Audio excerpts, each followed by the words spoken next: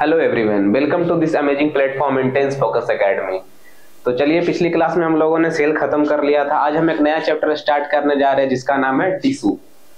तो क्या टिश्यू समझते हैं? टिश्यू का हिंदी में क्या कहते हैं? उत्तक कहते हैं, उत्तक। तो समझिए, शुरू से पढ़ते आ रहे, सेल से मिलकर टिश्यू बनता है, टिश्यू से मिलकर ऑर्गन बनता है, ऑर्गन से मिलकर ऑर्गन सिस्टम बनता है और पूरे ऑर्गन सिस्टम मिला के एक ऑर्गेनिज्म बनता है। तो समझिए, यहाँ पर ये सेल हो गया, यहाँ मिलके क्या बने? Group of cells. आपको दिख रहा है ग्रुप ऑफ सेल्स हो गया। इसको क्या नाम देंगे? टिश्यू देंगे। तो समझिए डेफिनेशन, ग्रुप ऑफ सेल्स जिनके स्ट्रक्चर सिमिलर हो, जितना भी ग्रुप ऑफ सेल हो जिनका स्ट्रक्चर सिमिलर हो और वो सभी मिलके एक स्पेसिफिक फंक्शन को अंजाम देते हो, मतलब acting together to perform a specific function.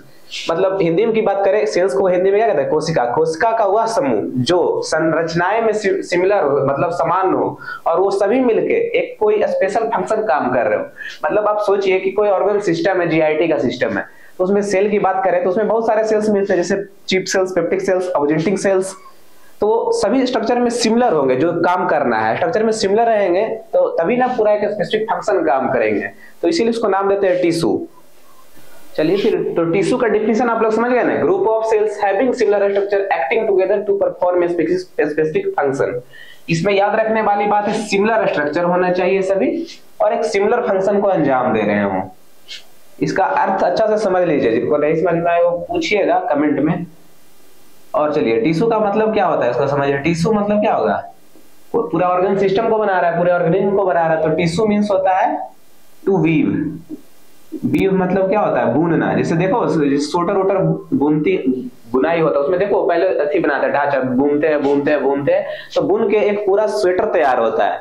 उसी तरह बोलता है टिश्यू मींस टू वीव, बुनना। मतलब इसको बुनते बुनते ऑर्गन का निर्माण होगा, ऑर्गन सिस्टम का निर्माण होगा और उसके बाद एक ऑर्गेनिज्म का निर्माण होगा। तो डिफिनेशन देख लिए टिश्यू का। उसके बाद हम लोग टाइप्स एंड क्लासिफिकेशन देखेंगे। तो हमारी जितना बॉडी आप लोग देख रहे हैं वो 4 टिश्यू से मिलकर बनी है। 4 टिश्यू कौन कौन है ये आप लोग देख सकते हैं। Epithelial tissue, muscle tissue, nervous tissue and connective tissue. इनमें भी विभाजन है कुछ। इपिथेलियल टिश्यू भी बहुत तरह का से बना है। तो चलिए इसको डिवाइड करते हैं। पढ़ते आ रहे होंगे, इसका डिवीजन क्या है? सिंपल है, जो सिंगल लेयर ऑफ सेल्स है। दूसरा क्या पढ़ते आ रहे हैं? स्ट्रेटिफाइड है, स्ट्रेटिफाइड है। बहुत सारे लेयर से मिलके बने हैं। जैसे सिंपल है कि ऐसे एक लेयर बेसमेंट मेम्ब्रेन होगा, ये लेयर मिल के बना है, ये सिंपल हो गया। स्ट्रेटिफाइड क्या होगा? यहीं पर देखिए, स्ट्रेटिफाइड ऐसे सिंपल है, यहाँ पर इसके ऊपर और लेयर होंगे और बनते जाएंगे और बनते जाएंगे और बनते जाएंगे। तो इसको क्या बोलते हैं? स्ट्रेटिफाइड। अब बहुत सारे स्ट्रेटिफाइड को सिंपल नाम दे रहे हैं। स्ट्रेटिफाइड को और क्या नाम दे सकते हैं? कंपाउंड नाम दे सकते हैं, कंपाउंड इपिथेलियम, क्योंकि बहुत सारे लेयर्स कंटेन किए हैं। तीसरा क्या पढ़ते आ रहे हैं? स्यूडो स्ट्रेटिफाइड पढ़ते आ रहे हैं। Pseudo stratified. स्यूडो मतलब क्या होता है? जहां भी स्यूडो है मतलब फॉल्स होता है। स्यूडो का मतलब फॉल्स। False stratified. आपको देखने में लगेगा कि बहुत सारा लेयर कंटेन किए हुए है, पर ये लेयर बहुत सारा कंटेन नहीं किए हुए रहता है, एक ही लेयर कंटेन रहता है। सेल का बड़ा मतलब एक लाइन में ही प्रेजेंट होते हैं, पर कोई बड़ा है कोई छोटा है, उसके कारण आप लोग को दिखता है कि बहुत सारा लेयर कंटेन किए हुए, इसीलिए इसको नाम दिया pseudo stratified, false stratified.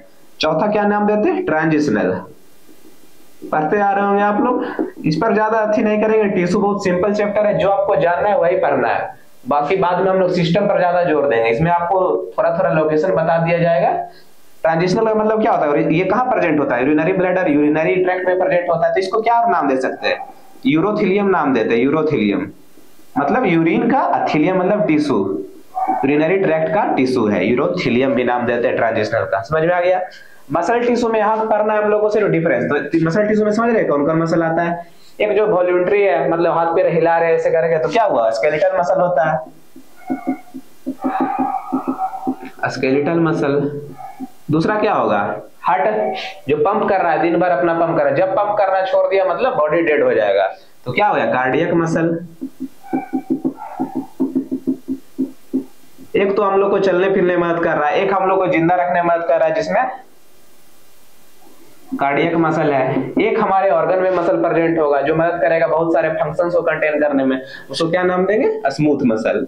Smooth muscle organ में प्रेजेंट रहता है। ठीक है, समझ में आ गया? मसल टिश्यू को विभाजित किए, skeletal muscle, cardiac muscle, smooth muscle में। नर्वस टिश्यू की बात करें तो पढ़ते आ रहे हैं neuron is the structure and function unit of nervous tissue. तो पहले इसमें हम लोग क्या पढ़ेंगे, न्यूरॉन। न्यूरॉन क्या सेल है। अब क्या इसमें इसको जो न्यूरॉन को सपोर्ट कर रहा है उसको नाम देते हैं न्यूरोगिलियल सेल। तो न्यूरोगिलिया पढ़ेंगे, समझ में आ रहा है। न्यूरॉन को जो सपोर्ट कर रहा है न्यूरोगिलिया, न्यूरॉन मेन पढ़ना है हम लोग को नर्वस टिश्यू में। कनेक्टिव टिश्यू की बात करें तो कनेक्टिव टिश्यू का विभाजन देख रहे हैं, loose connective tissue, dense connective tissue, specialised connective tissue, fluid connective tissue. सबसे अबंडेंट जो बॉडी में पाया जाता है वो कनेक्टिव टिश्यू ही होता है। कनेक्टिव टिश्यू का काम क्या है कि आप लोग ये सेल देख रहे हैं, सेल मिला तो जो सेल जैसे ब्रिक देखते हैं, ब्रिक उसमें सीमेंट डालते हैं, उसके बाद हम लोग सजाते हैं तहवाई तह तहवाई तह, तो सीमेंट जो है वही कनेक्टिव टिश्यू का काम कर रहा है। सीधा समझिए, बॉडी में सबसे ज्यादा अबंडेंट कनेक्टिव टिश्यू ही होता है। तो लूज में क्या पढ़ते आ रहे हैं, लूज का भी और भी है विभाजन। तो देखिए एरियोलर है, एडिपोज है, और क्या है, रेटिकुलर है। फिर आ जाइए डेंस में आप लोग। डेंस में क्या क्या आता है, डेंस में आता है इलास्टिक और fibrous. Dense connective tissue, dense मतलब नीचे इलास्टिक, फाइब्रस एक लेयर स्मूथ अरेंज्ड लेयर बनाएगा, उसको बोलते हैं इलास्टिक और फाइब्रस को बांटे हैं। स्पेशलाइज्ड कनेक्टिव टिश्यू मतलब स्पेशल है। क्या हम लोग में स्पेशल है, एक तो बोन है, bone is a type of connective tissue, cartilage है। और फ्लूइड कनेक्टिव टिश्यू की बात करें तो बॉडी में क्या फ्लूइड बह रहा है, हम लोग में क्या रक्त बह रहा है, ब्लड बह रहा है जिसको बोलते हैं ब्लड, और दूसरा क्या है लिम्फ, ब्लड एंड लिम्फ भी। Blood and lymph is a type of fluid connective tissue. तो आपको डिफिनीशन याद रखना है, टाइप्स याद रखना है। टाइप्स और डिफिनीशन आपको याद है तो अब 100% आप लिख सकते हैं, कहीं भी सब्जेक्टिव हो ऑब्जेक्टिव में आपको पढ़ना है लोकेशन, वो हम लोग बाद में चर्चा करेंगे। जिनको स्क्रीनशॉट खींचना है खींचिए। चलिए फिर एक एक करके देखेंगे एक टिश्यू को हम लोग। पहले बात करेंगे एपिथेलियम की। तो एपिथेलियम की बात करते हैं तो नाम से ही पता चल रहा है, नाम को तो एपी मतलब अपॉन, थीलिया मतलब क्या होगा, टिश्यू, किसी दूसरे टिश्यू के ऊपर ये प्रेजेंट रहेगा। तो आ जाइए, group of cells which are situated over basement membrane and another surface is free. Cells का वो ग्रुप जो कि एक बेसमेंट मेम्ब्रेन के ऊपर सिचुएटेड रहेगा और उसका जो अनदर सरफेस है वो अंदर सरफेस है जो फ्री रहेगा। इसे क्या समझ में आ रहा है, देखिए इस फिगर को, ये है एपिथेलिया का एक आप लोग का डायग्राम। तो ये बेसमेंट मेम्ब्रेन दिख रहा है, उसके ऊपर सेल्स आपको दिख रहे हैं अरेंज्ड। तो एक सरफेस तो अटैच्ड है बेसमेंट मेम्ब्रेन से और एक सरफेस जो है फ्री। तो इसको मतलब यह फ्री है, यही समझिए अभी तक। और ये क्या करता है epithelia, basic structure of body, body का एक बेसिक स्ट्रक्चर प्रदान करता है। मतलब क्या एपिथेलिया पर है, बताते हैं कि स्किन में प्रेजेंट होता है। तो क्या कर रहा है, एक बेसिक स्ट्रक्चर बॉडी को दे रहा है, पूरा स्किन का ढांचा प्रदान कर रहा है। तो उसको क्या कर रहा है, basic structure of body consist of cells, बहुत सारे सेल्स से बने होता है, and arranged as continuous sheet, मतलब कंटीन्यूअस लगातार शीट की तरह अरेंज्ड रहेगा। जैसे कंटीन्यूअस, इस स्किन को देख रहे हैं कैसे, आपको दिख रहा है कंटीन्यूअस शीट की तरह अरेंज रहेगा। आगे बढ़िए, one or more layer of cells that covers the outer surface of the body. Outer surface of the body मतलब यहाँ कह रहा है स्किन को, और line the luminal surface, luminal surface मतलब समझ रही है, luminal surface of tubular structures and cavities of the body. मतलब जहां भी हमारे बॉडी का, जैसे गट को देखिए, स्टोमक को देखिए, स्टोमक को देखिए, तो स्टोमक में देख रहे हैं ये जो सेल्स अंदर का जो एपिथेलियम बना रहा है, एक तरह इधर जैसे लाइन किए वो बता देते हैं, यहाँ एपिथेलियम प्रेजेंट है। तो इसको यही कह रहा है कि एक या एक लेयर से ज्यादा सेल्स जो कि कवर करता हो सरफेस ऑफ द बॉडी, जैसे स्किन को कवर कर रहा है, और luminal surface of tubular structure and cavities of the body, मतलब कि जो कैविटीज है, जहां भी बॉडी में कैविटीज प्रेजेंट है वहां लाइन करेगा एपिथेलियम। और इसका एग्जांपल देख सकते हैं, स्टोमक का यहाँ पर एग्जांपल दिए है, कोई भी कैविटीज में एपिथेलियम ही प्रेजेंट होता है सबसे पहले। आगे क्या पढ़ना, आगे पढ़ना characteristic features of epithelial tissue, मतलब कुछ खास इसका जो फ्यूचर है।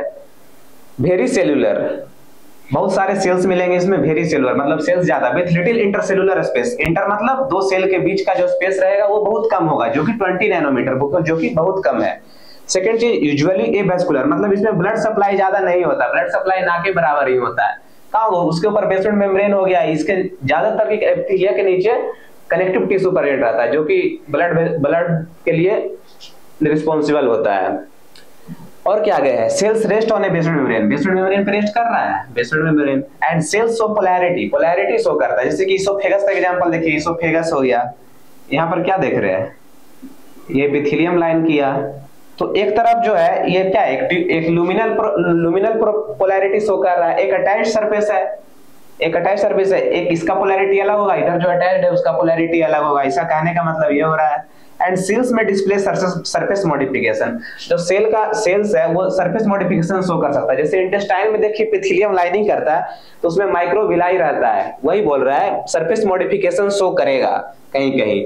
माइक्रोविलाई क्या करता है, अब्जॉर्प्शन करता है, यही बोल रहा है सेल्स में डिस्प्ले सरफेस मॉडिफिकेशन। आगे आ जाइए फंक्शन, इतना चीज आपको एपिथेलियम के बारे में जानना है और क्लासिफिकेशन देखेंगे। फंक्शन देख लेते हैं। प्रोटेक्टिव लेयर की तरह एक्ट करता है या बैरियर, क्या है स्किन क्या कर रहा है, बैरियर की तरह काम कर रहा है। इन्वायरमेंटल से हम लोगों को क्या बचा रहा है, आउटर इन्वायरमेंट से बचा रहा है इनर इन्वायरमेंट को।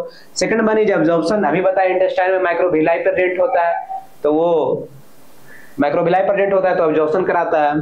थर्ड वन इज सिक्रीशन, जैसे स्टोमक में क्या बताया एपिथेलियम, वहां सिक्रेट क्या कर रहा है, सीएल सिक्रेट हो रहा है, पेप्सिनोजन सिक्रेट हो रहा है, यही सब है। एक्सक्रीशन क्या कर रहा है, एक्सक्रीशन स्वेट के फॉर्म में देखे ग्लैंड स्वेट निकालता है, सेबेसियस ग्लैंड सीबम, ये सिक्रीशन करा रहा है। सेंसरी रिसेप्टर क्या होता है, जो रिसेप्ट कर रहा है सेंसरी को, मतलब कुछ ऑर्गन हम लोग का सिस्टम में जो सेंस कर रहा है, सेंसरी रिसेप्टर। और कोई केमिकल को भी रिसेप्ट कर रहा है एपिथेलियम, जिससे कोई बॉडी में केमिकल है केमिकल रिसेप्ट कर रहा है, ये बाहर से आने वाले केमिकल उसको केमिकल रिसेप्टर कहते हैं। इतना सब देखिए, स्क्रीनशॉट खींचना है खींचिए, समझिए, जो नहीं समझ में आता है पूछिए, ठीक। चलिए फिर आगे बढ़ते हैं। क्लासिफिकेशन ऑफ एपिथेलियल टिश्यू को पढ़ाने से पहले बेसमेंट मेम्ब्रेन को देख लिया जाए। तो देखते हैं, यहाँ इतना दिन से बात करते आ रहे हैं कि cell rest on a basement membrane, तो बेसमेंट मेम्ब्रेन का भी कोई स्ट्रक्चर होगा, उसको पढ़ना जरूरी है, कहीं पूछ दे या कहीं ऑब्जेक्टिव आपका आ जाए। तो देखते हैं, बेसमेंट जो मेम्ब्रेन होता है वो उसमें दो लेमिना पाए जाते हैं, दो लेयर पाए जाएंगे।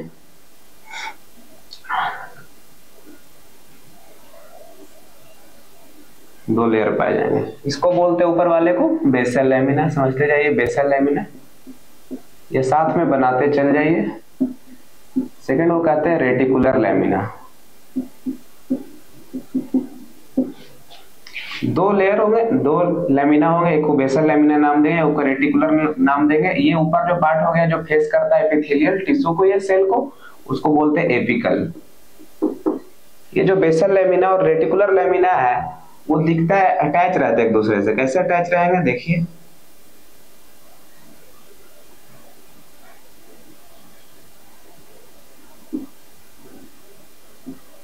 लाल लाल जो आपको दिख रहा है ये क्या है, ये है कोलेजन, कोलेजन एंकरिंग। सेवंथ होता है कोलेजन, सेवन टाइप होता है कोलेजन का। कोलेजन एंकरिंग, एक दूसरे को एंकर कर रहा है, मतलब पकड़े हुए, इसीलिए एंकरिंग। और सेवंथ, फिर इसके बीच में एक आपको और स्ट्रक्चर दिखेगा, कुछ ऐसा करके आपको स्ट्रक्चर दिखेगा, तीनों में दिखेगा।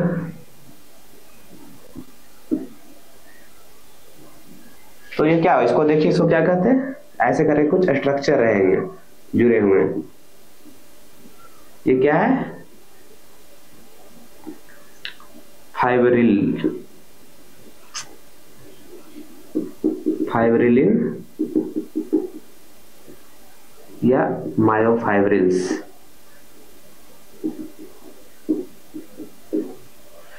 वही जब बेसल लेमिना और रेटिकुलर लेमिना एक दूसरे से अटैच्ड है, एक से कोलेजन एंकरिंग, सेवंथ वाले से कोलेजन 7 एंकरिंग, और फाइब्रिलिन मायोफाइब्रिल्स। आपको ये जो दिख रहा है ये मायोफाइब्रिल्स है, फाइबर की तरह है मायोफाइब्रिल्स, ठीक है। फिर आगे बात करते हैं बेसल लेमिना, रेटिकुलर लेमिना का बात करें तो रेटिकुलर लेमिना में कोलेजन पाया जाता है।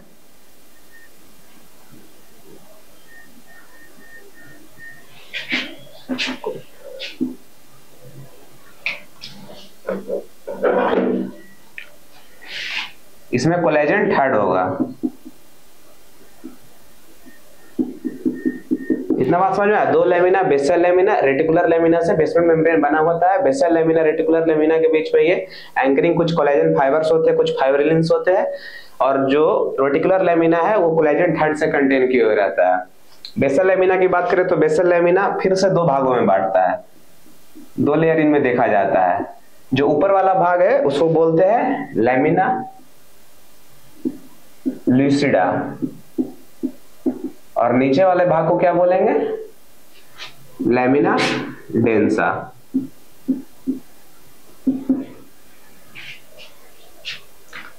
तो लेमिना जो ल्यूसिडा है वो कंटेन किए हुए रहता है प्रोटीन। और कौन प्रोटीन, इसका नाम क्या पड़ा है, basal lamina. It's contains laminin protein, laminin. समझ में आया? बेसल लेमिना दो लेयर में बटा है, लेमिना ल्यूसिडा एंड लेमिना डेंसा। और लेमिना डेंसा क्या है, लेमिना डेंसा में आपको फिर से फाइबर्स मिलेंगे।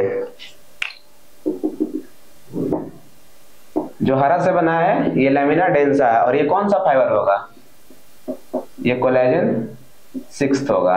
कोलेजन का बहुत सारा टाइप होता है, 20 तरह का है, बहुत सारा टाइप है, पर मेनली 20 तरह का बोलते हैं। और उसमें कोलेजन थर्ड, यहाँ पर 7th हो गया, थर्ड हो गया। यहाँ पर जो लेमिना डेंसा में होगा कोलेजन 2nd हो गया। समझ में आया? नहीं समझ में आया तो यहाँ पर आके फिर से देखेंगे।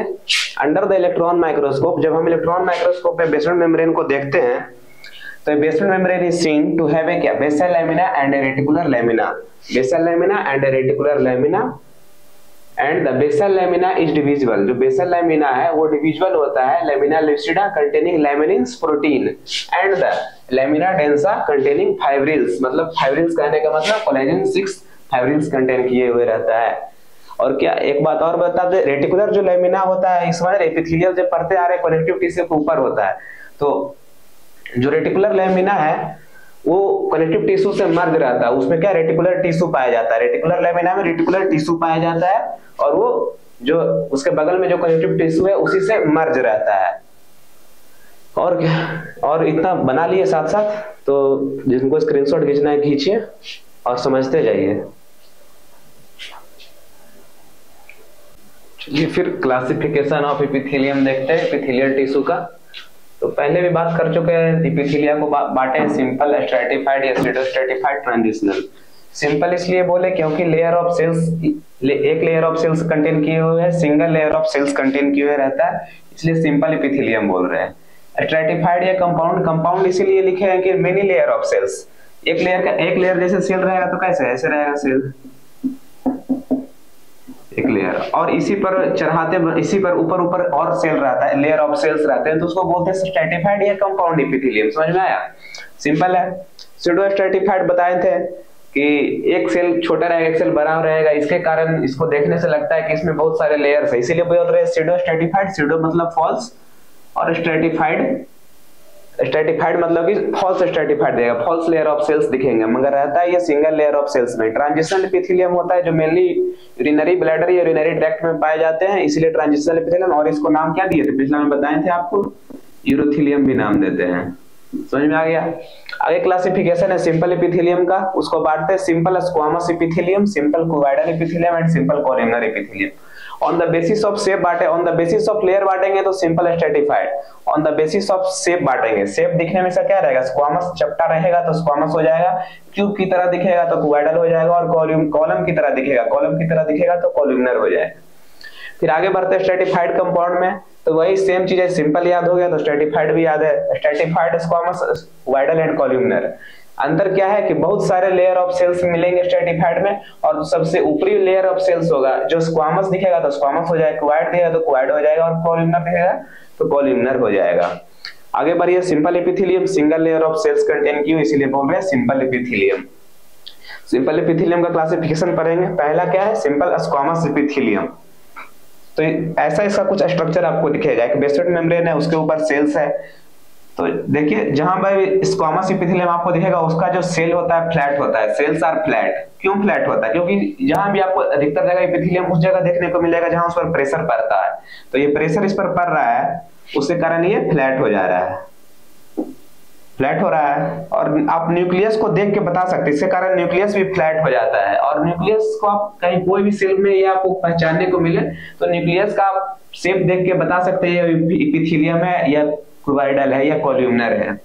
इसमें फ्लैट है तो आप बता सकते हैं कि ये स्क्वामस एपिथेलियम है, इसीलिए लिखा न्यूक्लियस इज फ्लैट। और पैरेलल जो बेसमेंट मेम्ब्रेन के पैरेलल होता है, ये क्या हुआ, लाल वाला है जो बेसमेंट मेम्ब्रेन हो गया, ये न्यूक्लियस है। न्यूक्लियस कैसे एक लाइन पारेंगे तो दोनों पैरेलल हो रहे हैं, बेसमेंट मेम्ब्रेन और न्यूक्लियस का जो लाइन है वो पैरेलल, इसीलिए लिखे parallel to basement membrane. Superior भी, यदि हम स्क्वामस एपिथेलियम को ऊपर से देखते हैं, जैसे कि कोई ऐसे बुक है हम उसको ऊपर से देख रहे हैं, तो ऊपर से देखेंगे तो कुछ ऐसे दिखेगा, एक टाइल्स की जैसे, टाइल्स देखो फुटपाथ पे तो हम लोग देखते हैं एकदम अरेंज रहता है, कोई प्रॉपर शेप होता है, इसमें ऐसा शेप नहीं, पर फुटपाथ पे देखते हैं कि एक ईटा जोड़ जोड़ के बनाते हैं, ईटा जोड़ जोड़ के बनाते हैं, तो उसको क्या बोलते हैं, टाइल्स जोड़े हैं, तो उसको इसका नाम और क्या देते हैं, सिंपल कॉमर्स को पेवमेंटेड एपिथेलियम।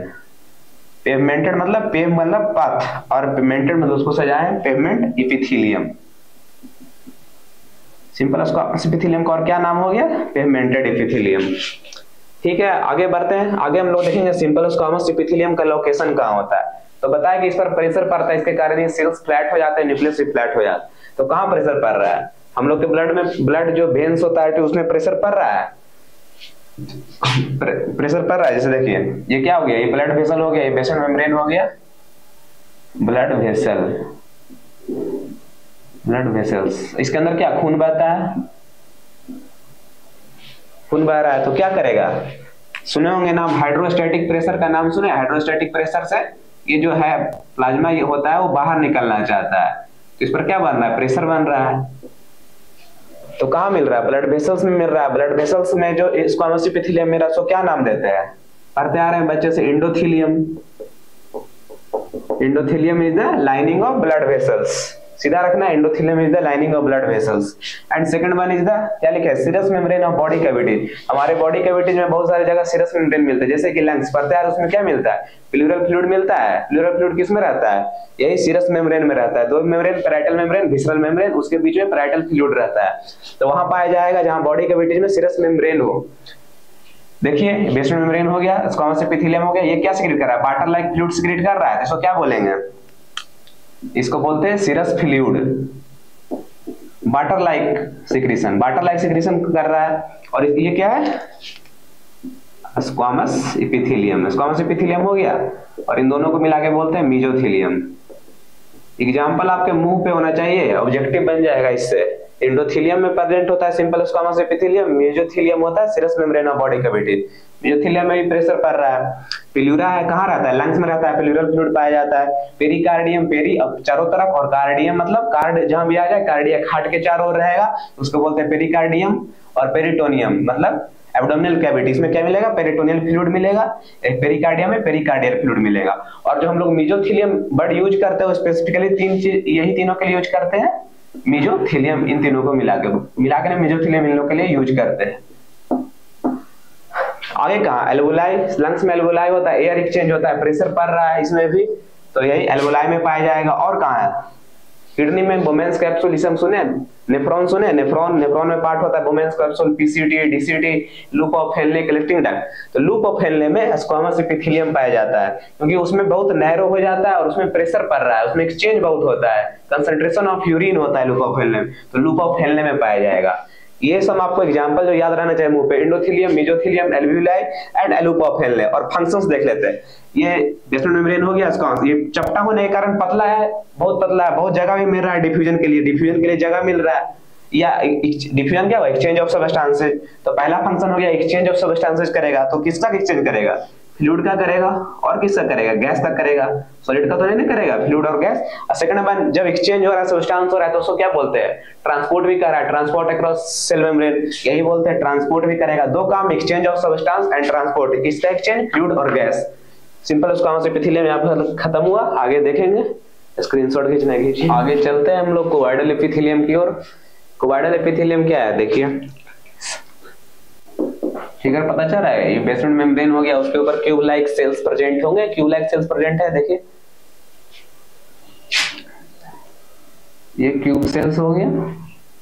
और क्यूब सेल्स का क्या होता है, क्यूब में क्या होता है, देखते हैं, क्यूब में ऑल डायमेंशंस आर सेम, सभी डायमेंशंस उसके सेम होंगे, all dimensions are same, that is height equal to width, width equal to length.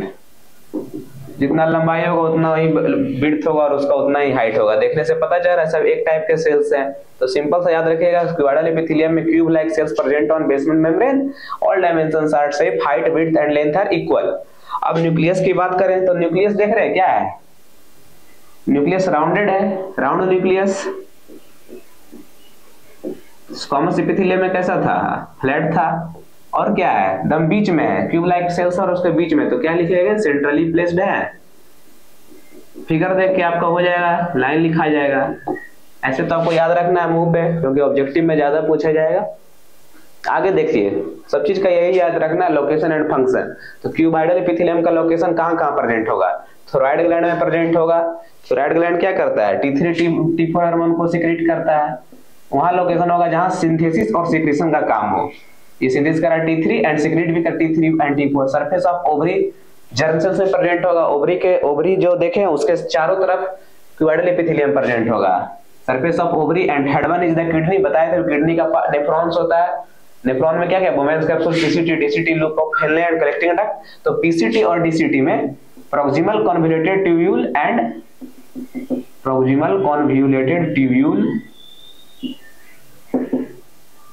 पास का, प्रॉक्सिमल मतलब पास and distal convoluted tubule. Distal convoluted tubule में क्यूबॉइडल एपिथेलियम पाया जाएगा। क्या करता है वहां पर भी सिंथेसिस, सिक्रेशन कर रहा है, सिंथेसिस कर रहा है, सिक्रेशन कर रहा है। मेनली हाइड्रोजन ग्लूकोज का सिक्रेशन हो गया, फिर ऑब्जॉर्प्शन भी हो रहा है। तो फंक्शन क्या हो जाएगा? जहां भी सिंथेसिस और सिक्रेट का काम करना है, सिंथेसिस होगा, सिक्रेशन होगा एंड स्टोरेज। लास्ट वन एक स्टोरेज याद रखिए, मेनली है synthesis and secretion and third function is the storage. समझ में आया क्यूबॉइडल एपिथेलियम? जिनको नहीं समझ में आया कमेंट करके पूछिएगा। आगे हम लोग बढ़ते हैं कॉलमनर एपिथेलियम में। कॉलमनर एपिथेलियम का भी वही हाल है, एक बेसमेंट मेम्ब्रेन होगा, बेसमेंट मेम्ब्रेन पे कॉलमनर सेल्स होंगे प्रेजेंट। तो कॉलमनर सेल्स का क्या होता है? कॉलम से समझिए कॉलम की तरह होगा, एक कॉलम बना होता है। कॉलम में क्या होता है? हाइट इंक्रीज होता है, हाइट इंक्रीज होता है। समझ में आ गया? यहाँ शेप की बात करें तो हाइट इंक्रीज हो गया। न्यूक्लियस की बात कर लेते हैं तो क्या है? ओवल शेप दिख रहा है, ओवल दिख रहा है, लंबा ओवल न्यूक्लियस। बट क्या है? इसे देखिए, ये न्यूक्लियस है, इसके हम एक कथी बनाते हैं डायगोनल। तो ये क्या है? 90 डिग्री बना रहा है बेसमेंट से, oval nucleus but 90 degree to basement membrane. यही समझना है, 90 डिग्री टू बेसमेंट मेम्ब्रेन। समझ में आ गया शेप? फिर समझ में आ गया तो आगे बढ़ते हैं लोकेशन कहाँ कहाँ प्रेजेंट होगा? गैस्ट्रोइंटेस्टाइनल ट्रैक्ट में प्रेजेंट होगा, जीआईटी एपिथेलियम। गॉल ब्लैडर में भी प्रेजेंट होगा columnar epithelium.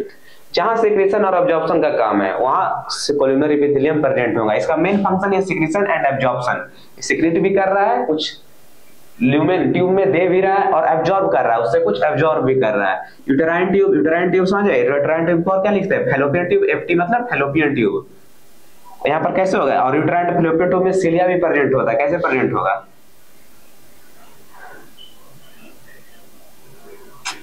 Sorry, columnar sales हो गया। इसके ऊपर छोटा छोटा हेयर लाइक सेल्स जैसे रहता है, ऐसे सिलिया प्रेजेंट होगा। समझ रहे? सिलिया क्यों प्रेजेंट होता है? क्योंकि फैलोपियन ट्यूब में ही जाके फर्टिलाइजेशन होता है, जाइगोट का फॉर्मेशन होता है। तो जाइगोट को यूटेराइन कैविटी में आना होता है, तो यूटेराइन कैविटी में जाइगोट को लाने में मदद करता है सिलिया।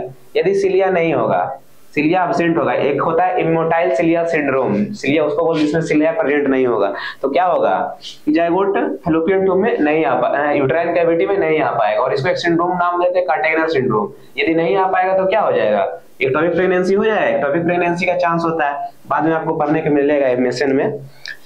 आगे सर्विकल कैनाल में भी कॉलमनर एपिथेलियम प्रेजेंट होता है, यूटेराइन कैविटी में भी एपिथेलियम प्रेजेंट होता है, कॉलमनर एपिथेलियम।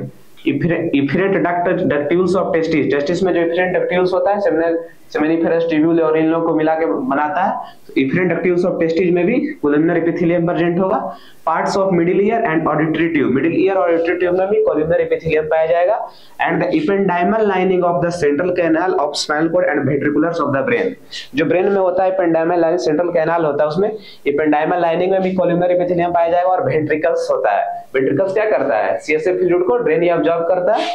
तो वही चार तरह वेंट्रिकल्स होता है, उसमें याद रखिए कि इसमें कॉलमनर एपिथेलियम पाया जाता है। फंक्शन की बात कर ले तो बता दिए, जो सिक्रेशन भी करेगा, एब्जॉर्प्शन करेगा। और सेकंड वन है जो सिलिया प्रेजेंट होने से क्या? सिलिया प्रेजेंट होगा ऐसे करेगा अपना, तो क्या करेगा? हेल्प्स इन मूवमेंट में हेल्प करेगा सिलिया के प्रेजेंट होने से। तो देखिए और इसको याद करिए, ठीक है? फिर आगे देखेंगे, ठीक है? फिर आज का लेक्चर यहीं तक रखते हैं। आप लोग पढ़ते रहे, याद करिए सब चीज। उसका जो बताया आज कहाँ तक पढ़ा है? सिंपल कॉलमनर तक पढ़ा है, सिंपल पूरा खत्म हो गया। अगले लेक्चर में स्ट्रैटिफाइड स्टार्ट करेंगे। आज के लिए इतना ही, थैंक यू। और कोई भी डाउट और क्यूरी हो तो कमेंट में पूछा कीजिए। धन्यवाद।